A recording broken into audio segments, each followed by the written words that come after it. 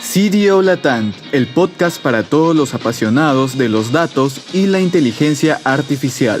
Únete a nosotros en cada episodio donde exploramos el impacto positivo de estas herramientas en las organizaciones y la sociedad. Nuestro objetivo es democratizar la información y el uso de los datos en Latinoamérica.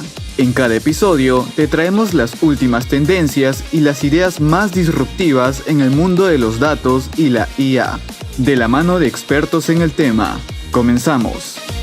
Hola comunidad CDO Latam, soy Guillermo Sainz, Head of Data and Analytics en Icon. Me complace moderar este noveno episodio de nuestro podcast titulado Cómo desmitificar el uso de la inteligencia artificial en nuestras organizaciones. En esta oportunidad contamos con la participación de León Palafox, director de innovación en Novartis Lab. León, como siempre, gracias por compartir tu tiempo y tus experiencias con nosotros. Y antes de comenzar esta interesante conversación, cuéntanos de tu trayectoria. Claro, antes que nada, gracias por la invitación.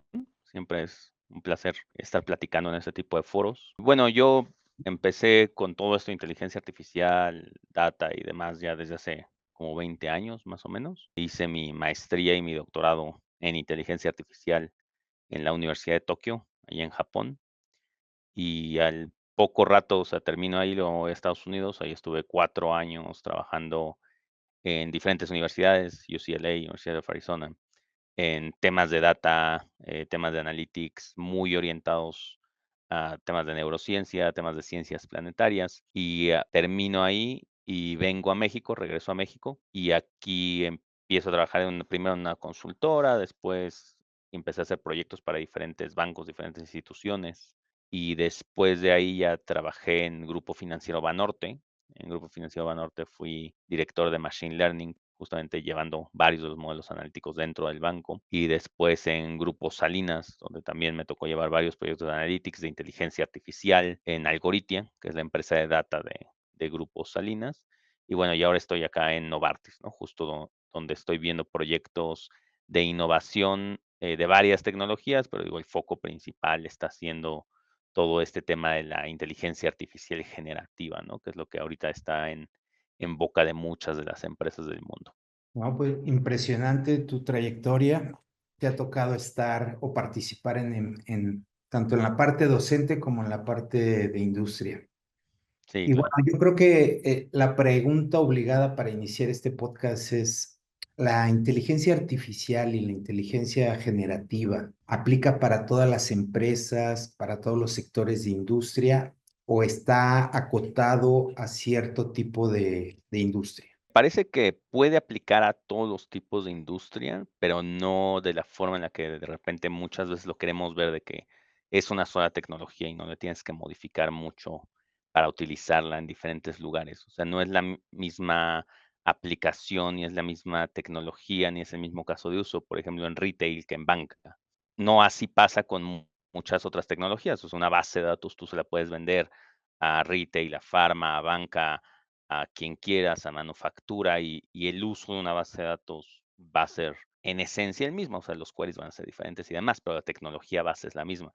La inteligencia artificial generativa no. O sea, los casos de uso, la implementación es muy ad hoc y muy específica a cada una de las industrias.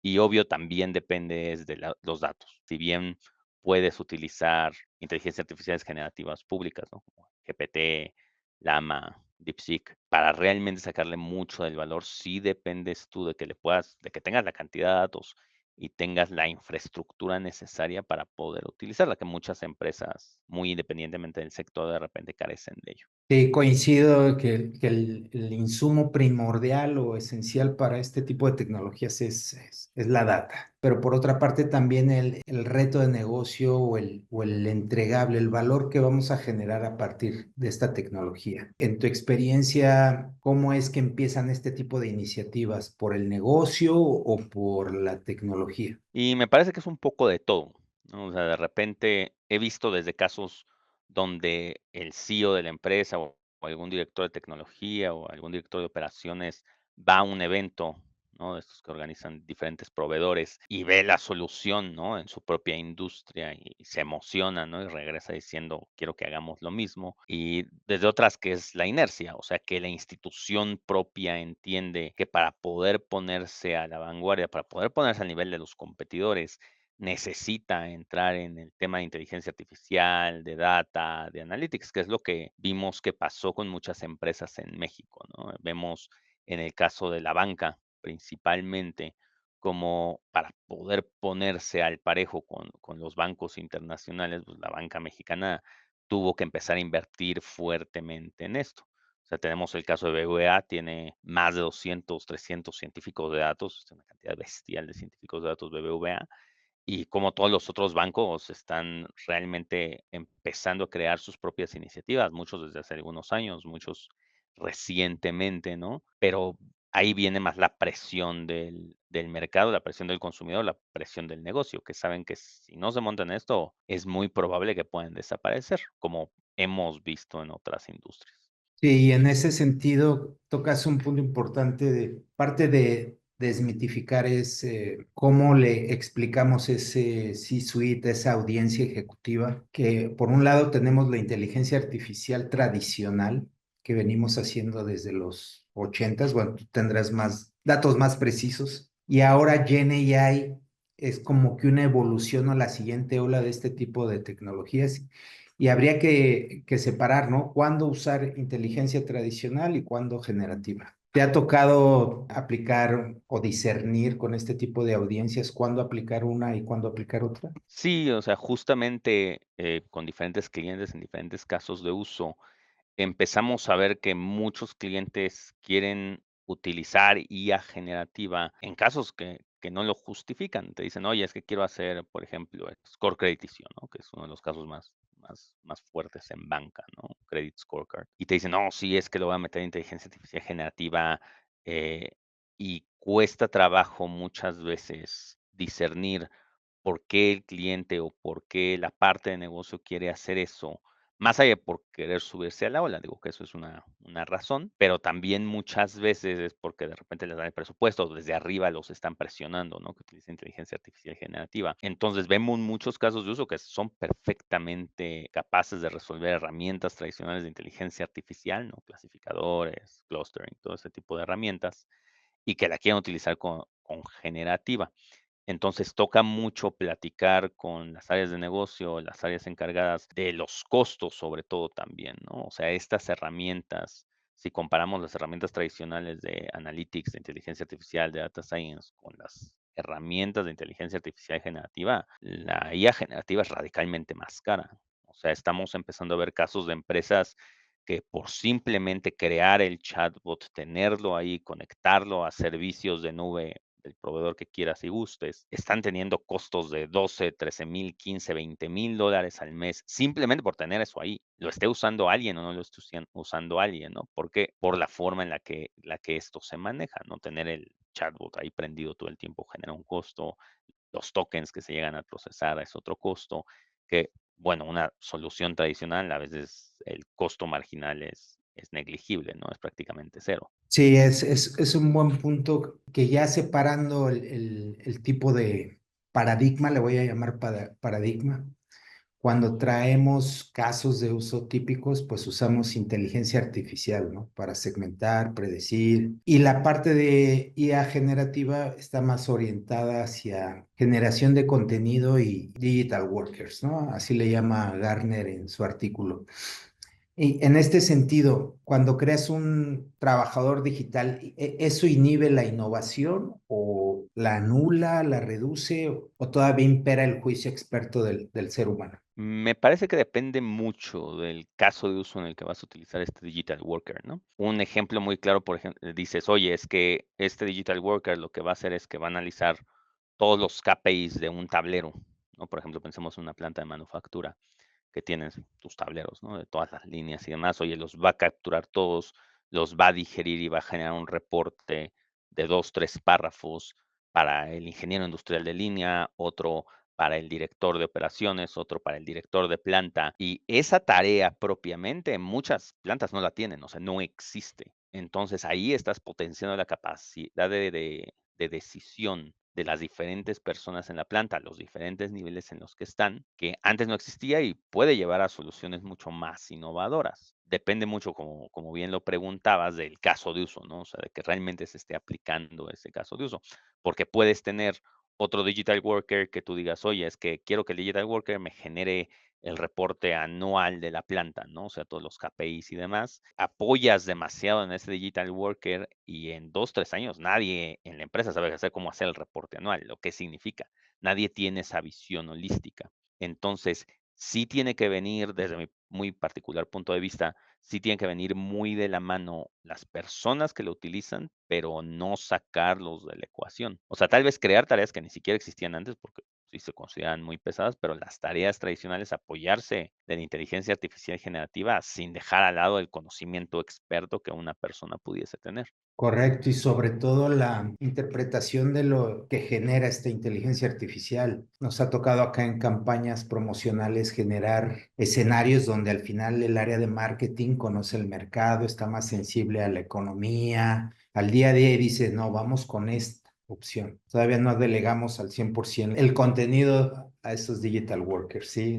Oye, y por otra parte, ¿cómo plantearías a esa audiencia o a los interesados involucrados en estos temas a evaluar la factibilidad tecnológica y económica de este tipo de proyectos? ¿Es posible, hay alguna racional para decir si va o no va? No deja de ser tan diferente como cuando evaluamos otros proyectos, ¿no? Tecnológicos, RH, los que quieras, gustes y desees, en el sentido de que todos los proyectos tienen un retorno de inversión asociado. O sea, está la diferencia, la compañía antes y después del proyecto. Entonces, puede ser que la compañía antes del proyecto era una compañía menos eficiente en algún proceso, un proceso de tecnología, un proceso de capacitación, y después del proyecto esperas que sea más eficiente. Entonces, sí tienes que evaluar a ver si antes era menos eficiente y ahora es más eficiente, a qué parte de tu estado de resultados le va a pegar, ¿no? Ah, bueno, yo debería ver las eficiencias en operaciones. ¿Cuánto vas a ver de eficiencia? Y ahí vamos a la racional tradicional de evaluación de proyectos. Ah, bueno, mira, las personas en lugar de tardarse 5 días, van a tardar 2 horas, ¿no? Que es lo que siempre te venden. Entonces, bueno, esos 5 días tienen un costo monetario, ¿no? Que es lo que tú le estás pagando a la persona. Y dicen, en lugar de eso se van a tardar 2 horas, bueno, entonces ahí digamos, hay una ganancia de tiempo, ¿no? Dices, ah, bueno, el hacer este proceso va a costar menos, de nuevo, siempre con base en el proceso en el que estás optimizando, no en la tecnología propiamente. Y del otro lado, justamente como tú lo comentabas, lo de las campañas, ¿no? O sea, a lo mejor con inteligencia artificial generativa puedes generar anuncios que estén mucho mejor targeteados. El ejemplo que siempre me gusta mucho es que tú tienes los copies, ¿no? Que utilizas en las campañas para todos los clientes, pero pues, obviamente si tienes una base de 10 millones de clientes, no vas a crear 10 millones de copies, ¿no? Aunque tengas una población objetivo para una campaña de 100,000 clientes, pues 100,000 copies, no vas a hacer 100,000 copies. Con una inteligencia artificial generativa local, por ejemplo, si haces eso con ChatGPT sale carísimo, puedes generar 100,000 copies que estén más o menos amarrados a los historiales de cada uno de los clientes. Entonces, bueno, ahí deberías ver un incremento en ventas, en teoría. Evaluar ese incremento en ventas no es trivial. O sea, inclusive ahorita a los consultores les cuesta mucho trabajo. De repente vas a escuchar números de vendedores que te dicen, ah, sí, sube un 17%, sube un 15%, cosas por el estilo. Yo sí sería muy prudente de decir, oye, vamos a empezar con experimentos, vamos a ver con pequeña población realmente cuánto se incrementó, ser muy puntuales con pruebas A/B, ¿no? Que digo, cualquier plataforma SRM trae sus pruebas A/B, de ver si estos copies súper personalizados suben las ventas. Entonces tenemos de un lado ventas, de otro lado optimizaciones. Y sí, digo, analizar el proyecto como tal y decir, oye, si yo veo que los ahorros asociados van a ser de 10 millones de pesos a lo largo de 5 años y el proyecto me está costando 1 millón de pesos, posiblemente valga la pena. Ahí sí, digo, yo siempre puntualizo mucho que para las personas que tienen background y tienen experiencia con administración de proyectos y costeo de proyectos tecnológicos tradicional, el poder que tienen esas personas es increíble. Porque hoy en día llegan los proveedores y te dicen, ah, sí, es que te voy a ahorrar 10 millones de pesos, ¿no? Y te voy a cobrar 5 millones de dólares. No hace mucho sentido, pero luego dices, oye, pero son 10 millones a lo largo de 5 años, con NPV tradicional y demás. Con todas este tipo de variables, pues, con eso ya podemos medir un poco, ¿no? Y lo que tú comentabas de la factibilidad tecnológica. O sea, dices, oye, puede ser un proyecto genial, pero necesito reestructurar toda la infraestructura de la empresa. necesito meter gobierno de datos, necesito hacer 1000 cosas más para este proyecto, bueno, ahí no va a hacer mucho sentido. Entonces, sí tienes que tener una visión muy holística de la empresa para entender dónde puedes impactar dependiendo de los costos a los que te estás enfrentando. Al final buscamos eficiencia operativa, incrementar el revenue o nuevos revenues, ¿no? Si un caso de uso no cae en esos tres escenarios, pues no es difícilmente no lo va a comprar el C-Suite, ¿no? Y el tema comentabas las casas consultoras, creo que ya en industria ya hemos madurado, ya no nos dejamos vislumbrar por aquellos proveedores que dicen que van a incrementar la venta, porque no es tan sencillo, y menos cuando no estás participando en el día a día en la operación. Sí, claro. Mencionaste dos puntos importantes que yo creo que los cimientos, la cimentación es importante para que esto funcione, estas nuevas tecnologías. Mencionabas gobierno de datos y seguridad.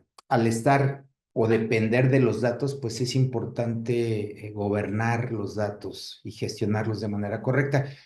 ¿Tú cómo ves que empatan estas dos prácticas, el gobierno de datos con la inteligencia? ¿Cuál es tu opinión al respecto? Digo, me parece que es algo que siempre en la industria hemos sabido, ¿no? De que el gobierno de datos es una de las piedras fundamentales en todo esto, analítica, inteligencia artificial. Obviamente, por razones históricas, el gobierno de datos antes se enfocaba mucho a las bases de datos, ¿no? O sea, tus bases de datos normalizadas, todos tus principios tradicionales de diseño de una base de datos, que los bases de datos estuvieran limpios, fueran confiables, o sea, tener toda esta arquitectura. Y digo, ¿por qué estaba muy amarrado a las bases de datos? Porque los datos históricamente han sido estructurados para hacer este tipo de modelos. Estructurados, recordemos que son tablas de Excel, ¿no? Siempre es el ejemplo que doy en clase, ¿no? Un dato estructurado, pues, lo puedes poner en un Excel, no hay problema. El gran tema ahora con la inteligencia artificial generativa es que los datos que les ingestamos, los datos que la inteligencia artificial generativa utiliza para dar sus respuestas, son históricamente datos no estructurados. O sea, son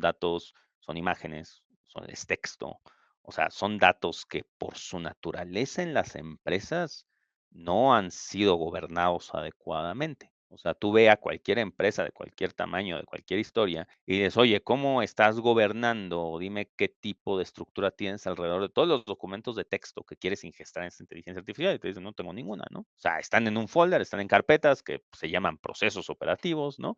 Pero no tienes ningún tipo de estructura alrededor de eso. Y al final lo que estamos empezando a ver es que pues, la gente ingesta cosas, no tienen mucha idea de lo que están ingestando, no hay una estructura de lo que se está ingestando, porque no hay un gobierno de datos asociado. Entonces, eso aumenta mucho, mucho tus precios, porque tú puedes decir, oye, un área quiere hacer algo alrededor de procesos operativos y otra área también, y los dos empiezan a ingestar los mismos documentos en paralelo, y como hablamos al principio, o sea, ponerle datos a algo como GPT te cuesta. O sea, cuesta dinero. O sea, te cuesta por cada palabra, te está costando dinero, entonces estás incurriendo en costos dobles. Y bueno, si vamos con imágenes, peor. Entonces, sí estamos ahorita, yo justamente lo he hablado en otros foros, en LinkedIn siempre lo comento, que si hay ahora, ahorita es el Wild Wild West, o sea, nadie, todo el mundo está ingestando lo que puede y demás, pero sí me parece que hay una necesidad muy fuerte del mercado de temas de taxonomías de texto, de temas de estructuración de taxonomías, que, que son servicios que algunas empresas están empezando a hacer pininos, pero que nadie está implementando fuertemente, en pequeñas y grandes empresas. Y me parece que en la medida que una empresa pueda tener eso bien sustentado y fundamentado, el crecimiento después va a ser brutal. Que es como pasa con gobierno de datos. O sea, siempre vemos gobierno de datos tradicional, vemos como un área, bueno, empieza a hacer sus pininos, pero en el momento en que lo montas a nivel empresa, es cuando todas las áreas pueden empezar a generar valor a partir de eso.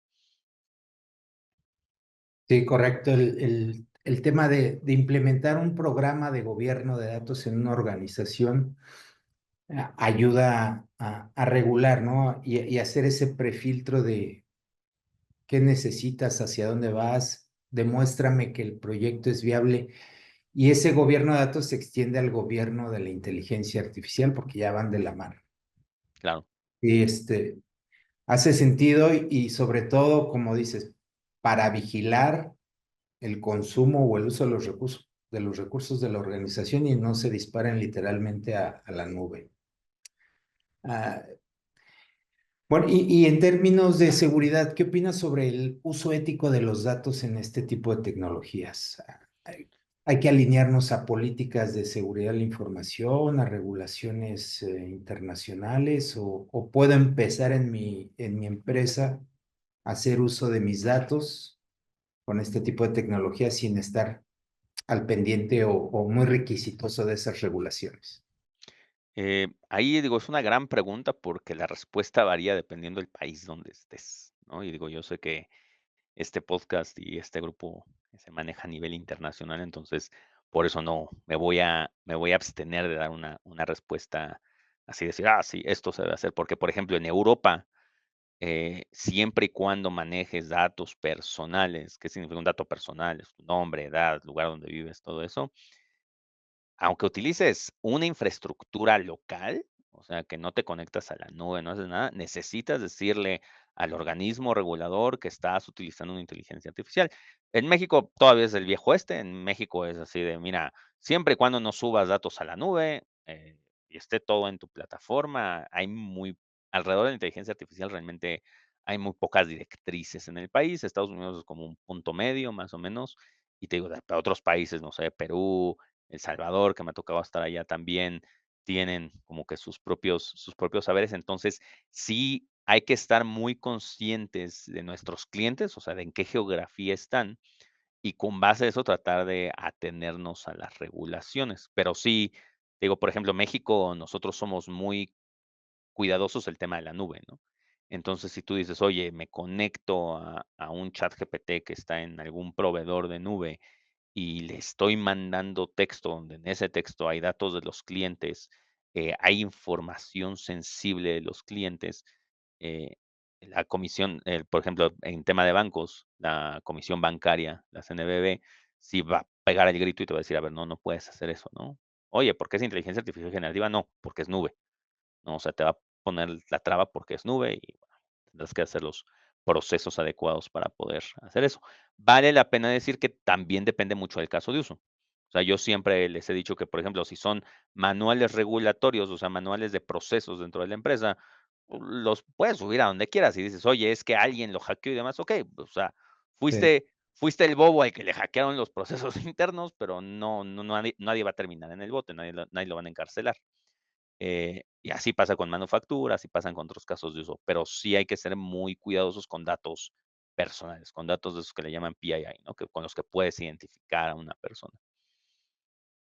Sí, y ahí es donde otra vez el gobierno de datos impera y dice, vas a tocar el dominio de datos del cliente, te pongo 10 requisitos más. A diferencia Sí, que si claro. hablas de productos o Ujú, materiales, ¿no? Es más flexible. Y otro punto importante que mencionas, por eso ahora los hyperscalers están poniendo sus centros de datos en México, para evitarte esa regulación extra frontera, ¿no? Tú puedes estar operando en México, pero si tu región está en Suecia, Estados Unidos, ya empiezas a violar la ley si no te apegas a esa normatividad. sí, sí, aunque vale la pena ahí medio puntualizar un poco también de que necesitamos dentro de México y dentro de las empresas, ¿no? Obviamente sí necesitamos un poco de esa educación del tema de qué se puede y qué no se puede hacer, ¿no? O sea, ha sido mi experiencia en instituciones grandes en México, que mucho es de dimes y de escuché y de esto, pero cuando puntualizas, oye, dime dónde en la regulación dice que no puedo hacer esto, muy pocas personas te lo ubican, o sea, y el ejemplo lo pongo en la mesa, hay 2 bancos mexicanos, no voy a decir quiénes son, que tienen toda su infraestructura en Estados Unidos, ¿no? Porque se puede, la regulación te deja. Es un relajo, ¿no? O sea, sí son muchos pasos, pero la infraestructura la tienen en Estados Unidos y lo lograron hacer. Pero de nuevo, digamos que vivimos con mucho, incluso hasta miedo, ¿no? Porque como fue una regulación muy punitiva, así de, oye, es que si se te filtran datos y los subes, justo lo que tú decías, ¿no? Los subes a Estados Unidos, que era lo que pasaba hace como 5 o 6 años, hay cárcel, ¿no? Y millones de pesos de multa, ¿no? Entonces, bueno, no, mejor dejamos todo acá abajo y ni siquiera vemos qué pasa si lo subimos. Exacto. Muchas empresas desaceleraron la modernización de sus ecosistemas por ese tipo Sí, de, exacto. de regulaciones y dijeron, nos quedamos en tierra.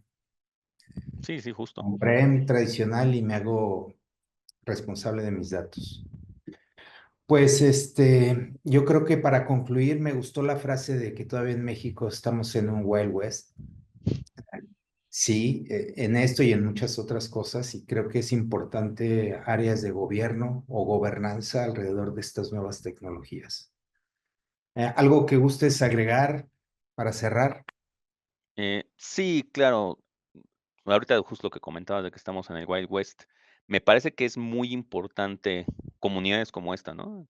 Como CDO Latam, con el esfuerzo que tú y tantas personas hacen en sí sensibilizar a justo la C-suite, a los tomadores de decisiones, a las personas que quieren empezar sus startups, sus empresas, ¿no? De todo este tipo de tecnologías. O sea, por lo mismo que estamos así, digo, me toca verlo casi a diario. O sea, los proveedores están ofreciendo todo, ¿no? Están ofreciendo proyectos, están ofreciendo casos de uso, y sí, lo que veo que también pasa mucho es que no estamos abogando al talento interno. O sea, yo muchas veces lo he dicho, oye, para mí es más barato contratar 2 científicos de datos que te hagan ese caso de uso en particular, que el proveedor te está cobrando $500,000 por hacerlo, con eso los contrato durante un año al menos, ¿no? Te hago ese caso de uso y te hago más casos de uso. Y antes, y justamente digo, antes la justificación era, bueno, es que es Oracle y te está vendiendo bases de datos. ¿Quién va a saber hacer mejor base de datos que ellos? Pues, tienes razón, tienes un punto, ¿no? O sea, traer a Oracle me va a acelerar la implementación. Pero te digo, lo he visto varias veces, cómo llegan los consultores con este tema de IA generativa y tampoco tienen la más remota idea de lo que están haciendo. Y lo he visto con los grandes, con los hyperscalers. O sea, gente directamente trabajando con ellos que te dicen, no, bueno, me lo han dicho, ¿no? Pues, ¿sabes qué, León? Es que tu equipo sabe más que nosotros, ¿no? Entonces, y yo, ok, pero entonces, ¿por qué me estás cobrando consultoría? ¿No? O sea, cóbrame plataforma si quieres, pero no me cobres horas de consultoría si realmente no estás aportando mucho. Entonces, sí, apostar mucho al talento interno, o sea, me parece que Latinoamérica, México tiene mucho que aportar en eso. O sea, sí, abogar a las empresas, si quieres entrar seriamente con esto, digo, me tocó verlo en El Salvador, sí apostar a creación de equipos internos de talento interno y sí contratar consultores cuando se necesite, pero sí ya ser muy, muy críticos de para qué y cómo los quieres. O sea, si le vas a pagar a una Big Three de consultoría $2,000,000 para que te hagan un deck de 50 slides de caso de uso, eso ya existe en internet. O sea, bájalo, ¿no? O pon ¿Dónde he visto eso? sí, o sea, bájalo de internet. O sea, son casos de uso que te digo, yo ya los vi y me los sé de memoria, los casos de uso que muestran, ¿no? O sea, te dicen, sí, omnicanalidad, todo esto, y ya, sí, o sea, apuesta a tu talento interno. Yo creo que sí, tienes razón y coincido en ese approach de desarrollemos talento interno, hagamos programas de socios formadores con universidades. Creo que las nuevas generaciones ya traen ese chip integrado, nos llevan delantera, son más prácticos cuando empiezan a interactuar con estas tecnologías. Nosotros todavía traemos ese sesgo tradicional y sí, coincido que son buenos los servicios de esas Big Four pero ya es responsabilidad de ese head o de ese CDO de aterrizar y decir, a ver, separemos el tema académico y vámonos a lo práctico, ¿no? Dime, muéstrame qué has hecho en mi industria en otras partes del mundo. Y Sí, ahí claro. es cuando los proveedores dicen, ok, ya me cambió la dinámica, ¿no? Siempre un placer platicar contigo, leerte a través de LinkedIn Gracias, y Guillermo. pues seguimos en contacto. Muchas gracias, CDO No, gracias a Latam. ti. Un gusto como siempre y estamos en contacto. Hasta la próxima. Vale, gracias a todos. Hasta la próxima.